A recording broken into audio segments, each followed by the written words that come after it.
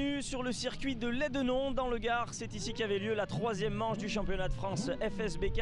Le résumé complet de cette épreuve avec les meilleurs moments et les meilleures images, c'est tout de suite. Et on commence avec un tour embarqué avec Étienne Masson. C'est parti. Donc là on attaque la ligne droite de départ où on va passer la 5e. Là on rétrograde la 4. On rentre en 4 sur l'élan. On repose la 3. On vient bien chercher le point de corde, on écarte un petit peu pour pouvoir prendre le dernier du triple gauche. On pose la 2. Alors on accélère un peu parce que on n'a pas beaucoup de grip, on passe la 3. On rétrograde la 2 pour le virage du pont. Où il faut faire gaffe parce qu'il y a de grosses bosses sur l'angle. Voilà, 2, 3. Freinage. Là on repose la 2. Un virage assez délicat parce qu'il n'y a pas beaucoup de grip. On va poser la 3 pour la descente où il faut arriver à garder le frein arrière parce que la moto se cabre. On reste en 3, on repose la 2 pour le virage du pont. Là pour la montée on va pas trop s'écarter pour être prêt pour le virage du fer à cheval. On reste en 3. On pose la 2 pour le fer à cheval. On s'écarte pas trop pour être prêt pour la descente. On met la 3, 4. Et là le but c'est de garder le maximum de vitesse pour la descente. Les freins, on pose la 2. Et on s'écarte pas trop pour la montée où là il faut passer toutes ces vitesses sans que la moto cabre en s'aidant un peu du frein arrière. Et voilà. Et avant de rouler aussi vite, il faut beaucoup d'heures de pratique, du talent mais aussi un solide encadrement. Voilà le but de la structure Race Experience Junior à l'initiative de Sébastien Gimbert et de Fabrice Locke. Cette structure est là pour aider au maximum les jeunes en devenir en catégorie Moto 3. Une belle aventure selon ses créateurs. C'est une aventure extraordinaire. On l'a créée d'abord avec beaucoup de passion, avec l'aide de partenaires qui sont très présents et très impliqués dans notre démarche. En fait, on leur a un petit peu expliqué l'histoire et la volonté qu'on avait que d'amener des jeunes au plus haut niveau de la compétition internationale, en commençant par déjà être les leaders d'un championnat national. Et cette histoire a plu, l'histoire des jeunes, ça plaît toujours en général. Ce qui est intéressant, c'est que des sociétés qui ne sont pas du tout du monde de la moto ont voulu s'impliquer.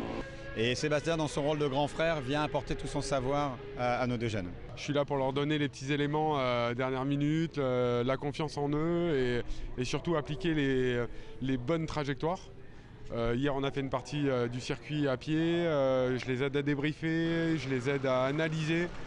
Et voilà, et puis je les transcende au moment du départ, ils viennent me voir, ils écoutent comment moi je peux débriefer, on en parle ensemble, on s'aide.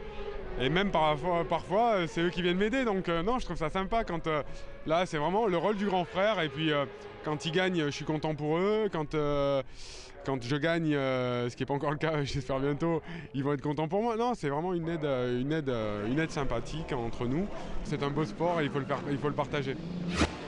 Et cet encadrement porte ses fruits, on dirait, puisque Hugo Casadessus réalise la pole sur ce circuit très exigeant.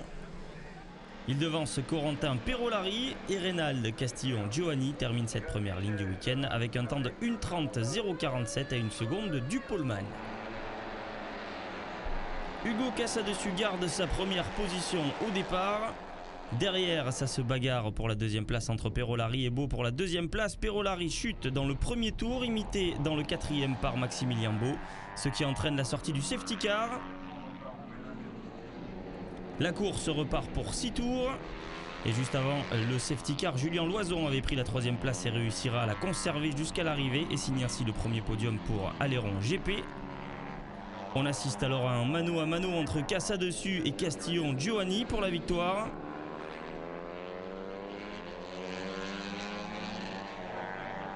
Et c'est très chaud, les pilotes qui se rendent coup pour coup, 10e par 10e. Et tout se jouera dans le dernier tour. Après une superbe passe d'armes, c'est finalement Hugo Casadessus qui s'impose d'un 10e seulement devant Castillon Giovanni. Il est tombé.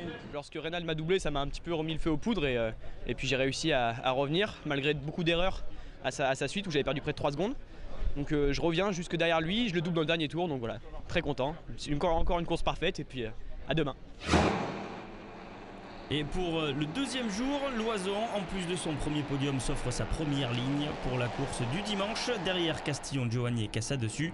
Au départ, Casadessus conserve sa première position devant Perolari et Castillon, Giovanni. Bien mieux parti que la veille. Et le combat attendu entre Reynal Castillon, Giovanni, Perolari et Casadessus va être énorme durant toute la course. Les trois pilotes se passent et se repassent dans tous les virages pendant les 8 premiers tours.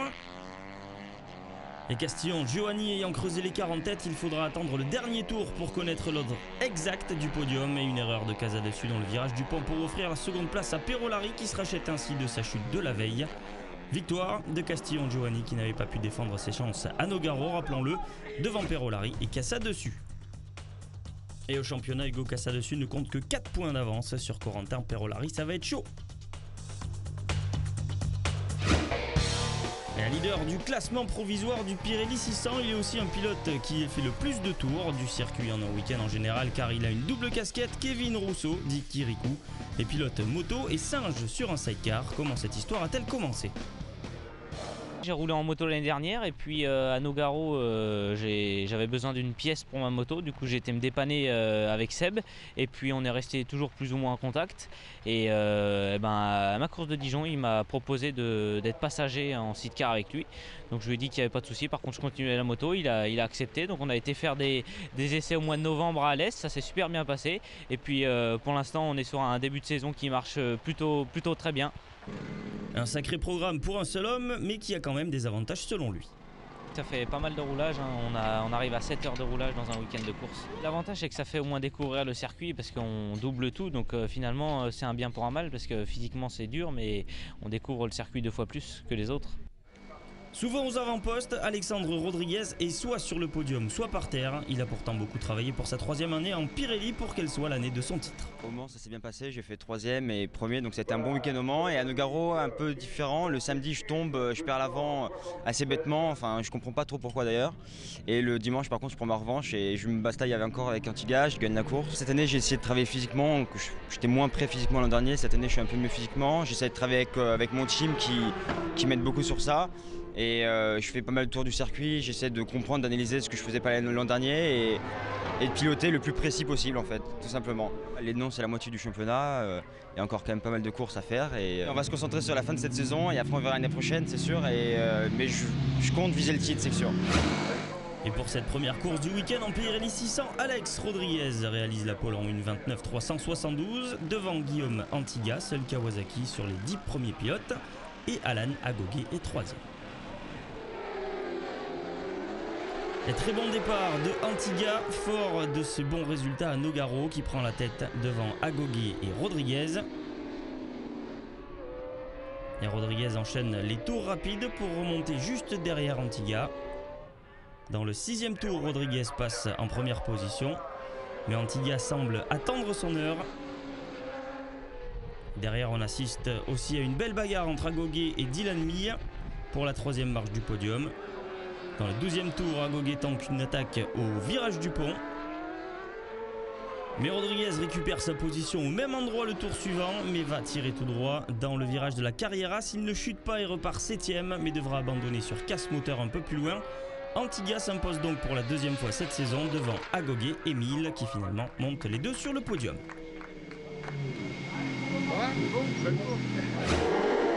Départ de la 2e course, Antiga reste en tête.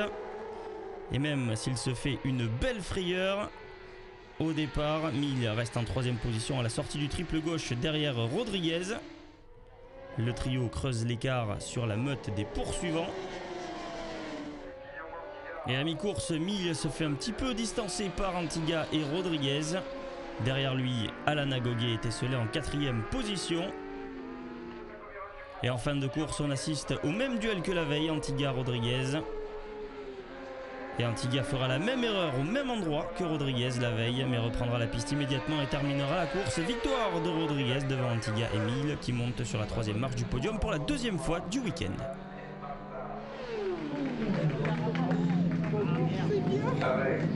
Le moral est revenu carrément et non, c'était une super course. Vraiment, on a eu une belle bataille avec Antiga encore. C'est des courses comme ça qu'on aime faire et non, je suis super content.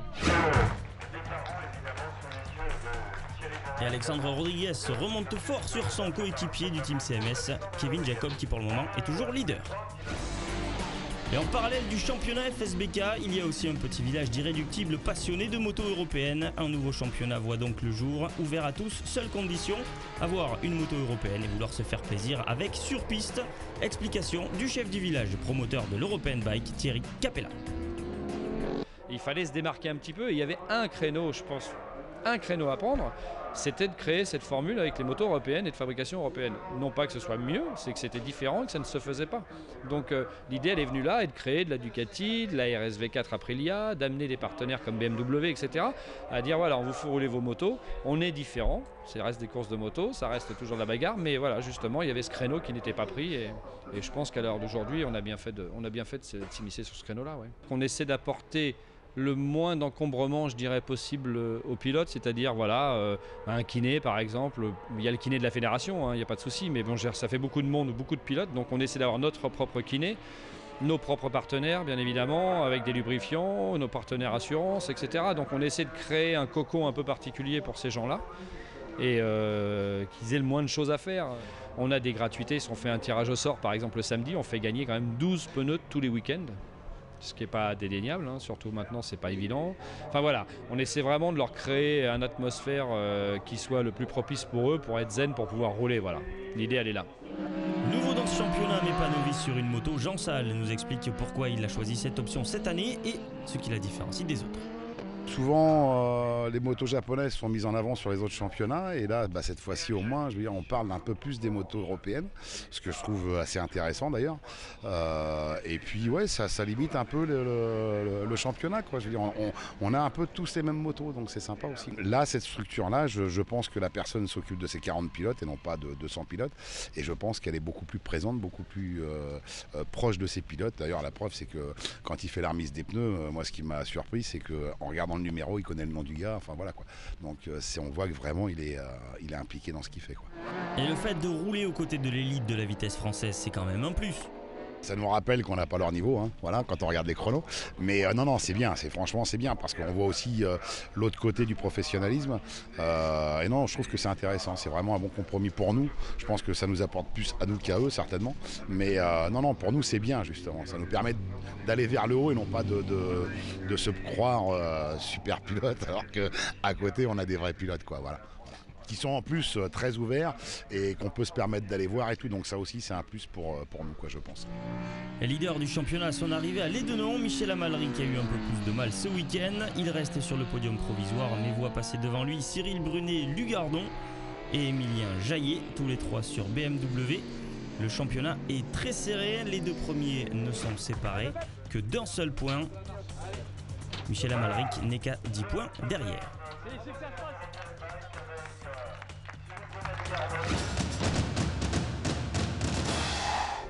Et ancien pensionnaire du championnat FSBK en Pirelli 600 qu'il a remporté en 2012 et l'an dernier il était en super sport, Thibaut Bertin est parti voir si l'asphalte était plus abrasive en CEV, le championnat espagnol, grâce à un partenariat avec Michelin, son nouveau sponsor pneumatique depuis Alpi l'an dernier.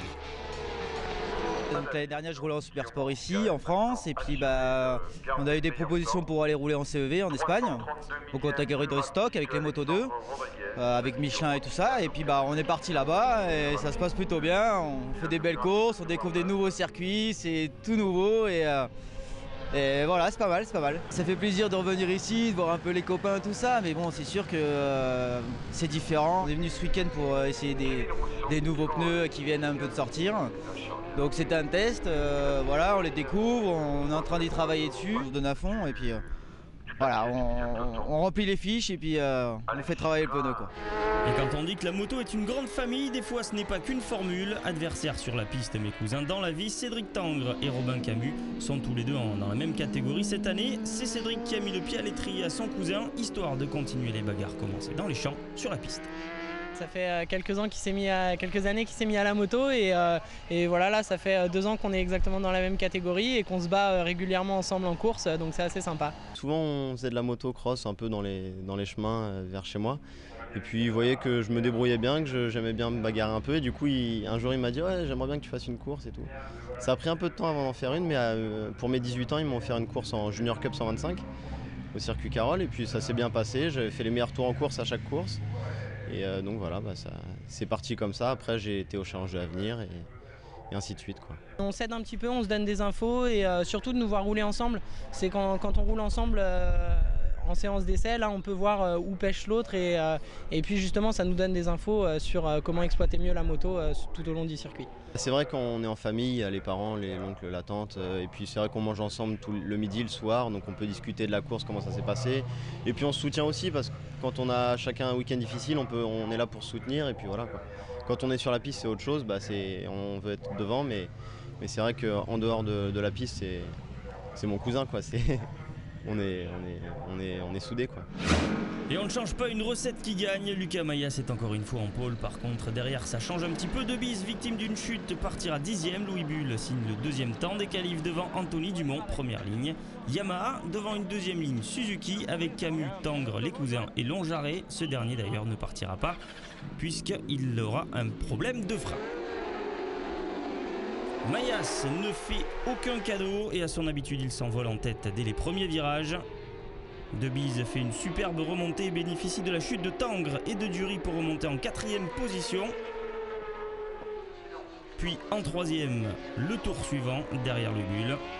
Et dès le 4e tour, le duel entre De Bise et Bull est lancé. Duel qui va durer toute la course. À coup de 10e, les pilotes se battent dans tous les virages.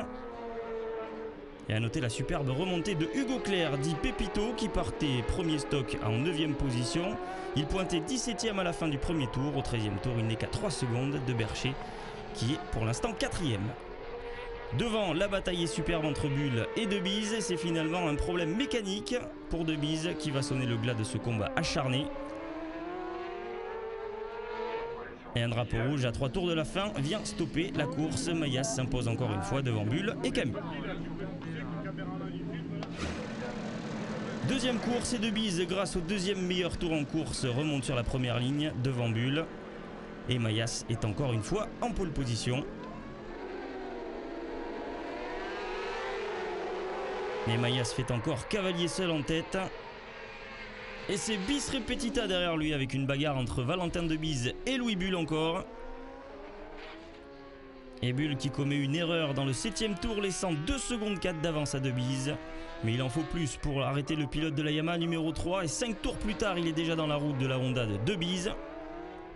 Devant, Mayas signe des temps hallucinants. Son meilleur tour en course, 1:23.845, le placerait juste derrière Gimbert et Blanc en Superbike qui la veille tournait en 1:23.725. En catégorie stock, Bercher est encore impressionnant et signe une seconde 4e place dans le week-end devant Peter Polesso et Hugo Claire. De Bise, non trahi par sa mécanique cette fois-ci, terminera 2e. Et Bull échoue à seulement 2 dixièmes de la Honda Tech Max de Valentin De Bise. Mayas remporte donc sa 6e victoire de la saison. J'ai forcé pour garder un rythme quand même assez élevé parce que j'ai peur qu'une chose, c'est que si je baisse mes chronos, on mette le drapeau rouge pour déclarer la piste mouillée. Donc je voulais garder un rythme pour pas avoir à refaire le boulot si on devait repartir pour une seconde manche. Et puis ça a tenu, les gouttes se sont un petit peu atténuées, donc on a continué à rouler sur un bon rythme et c'était quand même une bonne course. Lucas Mayas caracole en tête, bien sûr avec ses 6 victoires. Louis Bull est 2e. Valentin De Bise n'est qu'à 6 points derrière. Et on termine avec la catégorie Rennes. Sigrec Leblanc est leader de la catégorie Evo. Son coéquipier est donc vainqueur lui aussi du dernier bol d'or avec la Kawasaki. Nicolas Salchaud est leader des stocks. Il se bat devant et vient même titiller certaines Evo. Il est donc très heureux de son début de saison. Une moto qui est vraiment stock, hein. C'est vraiment une moto de promo sport, le moteur pas ouvert avec un boîtier dessus. Donc ça a du sens pour réduire le coût, c'est un peu le sens de l'histoire hein, maintenant. Donc voilà, gagner cette catégorie, ou en tout cas voilà, figurer devant, c'est aussi intéressant. Et malgré tout, ça nous permet de nous montrer un petit peu quand même au scratch. Voilà. C'est sûr que bon, le stock, les motos sont un peu différentes et on a moins de pneus, donc bon, c'est pas effectivement exactement pareil, mais bon. Voilà, c'est des 1000, je pense que c'est un règlement qui a du sens pour remplir les grilles. Après bien sûr, j'aurais aimé me battre devant avec une Evo, mais je pense que jouer à la gagne en stock avec Kawasaki, c'est aussi très intéressant. On va déjà s'atteler à faire une bonne année, et il y a encore beaucoup de courses et puis on verra la suite. Et en première ligne, donc, on retrouve la Kawa de Leblanc en pole position devant Sébastien Gimbert et sa Honda, un duo qui marche de mieux en mieux. David Muscat est 3e avec sa Ducati 1198. A noter que Stéphane Pagani a lui réussi à hisser la Panigale à la 10e position sur la grille. Et très bon départ de Sébastien Gimbert qui prend le meilleur sur Leblanc et Masson. Nicolas Salchaud lui aussi prend le meilleur départ et prend le meilleur sur Leblanc et Masson pour s'installer en 2e position dès les premiers virages. Il prend même la tête de la course pendant une boucle.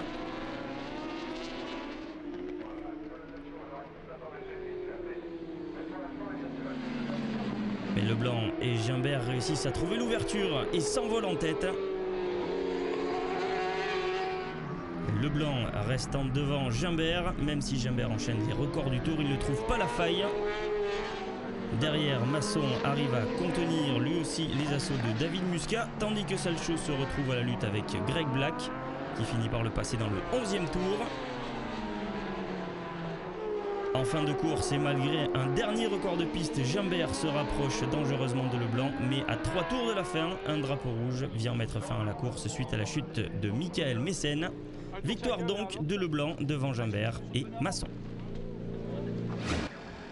Pour la 2e course, et même si la pluie comme à Nogaro a fait une petite apparition avant le départ, les conditions sont sèches et c'est Gimbert qui est en pôle devant Leblanc.